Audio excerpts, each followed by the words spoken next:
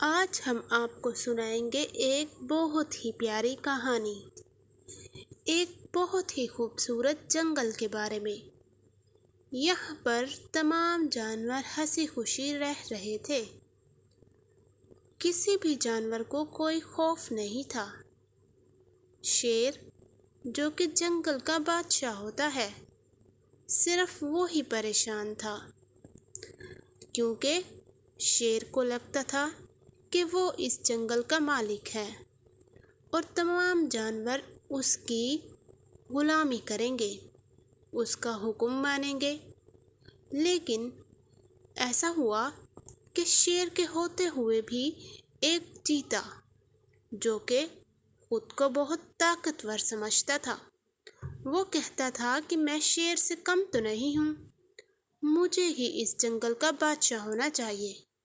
جب شیر کو یہ ساری بات معلوم ہوئی تو وہ بہت پریشان ہوا۔ اس نے کہا، اس سے تو میری بادشاہی چلی جائے گی۔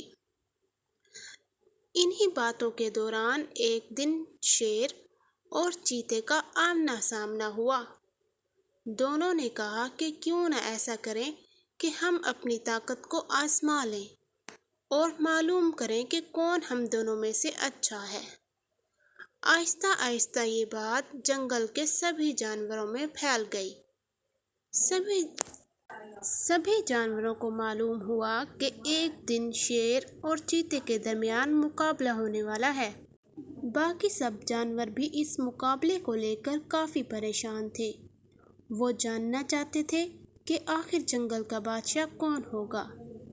دیکھتے ہی دیکھتے وہ دن آ گیا جب شیر اور چیتے کے درمیان مقابلہ ہونا تھا۔ ابھی وہ دونوں ایک دوسرے کے قریب آ کر رکے تھے اور انہوں نے دھاڑنا شروع کیا کہ کون زبردست ہے اور کس کی آواز زیادہ طاقتور ہے۔ اتنے میں ان کو معلوم ہوا کہ جنگل میں آگ لگ گئی ہے۔ جنگل میں بہت ہلچل مچ چکی تھی۔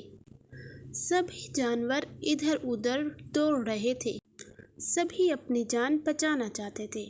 یہ صورتحال دیکھ کر چیتا اور شیر باقی جانوروں کی طرف دوڑے اور انہوں نے باقی تمام جانوروں کو ایک محفوظ جگہ پر پہنچایا۔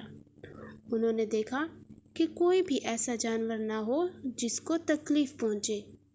شیر اور چیتے کی کوشش سے تمام جانور محفوظ جگہ پر پہنچ گئے۔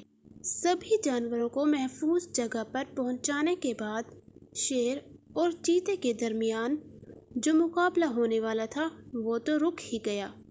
دونوں ہی اس مقابلے کو بھول گئے اور انہوں نے سوچا کہ ہم دونوں ہی اس جنگل کے بادشاہ ہیں، کیونکہ ہم دونوں ہی ایک دوسرے کی مدد کے بغیر کچھ بھی نہیں ہیں۔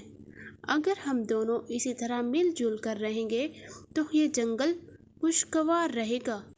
پیارے بچوں، ہمیں اس کہانی سے سبق ملتا ہے کہ ہم سب کو بھی مل جل کر رہنا چاہیے۔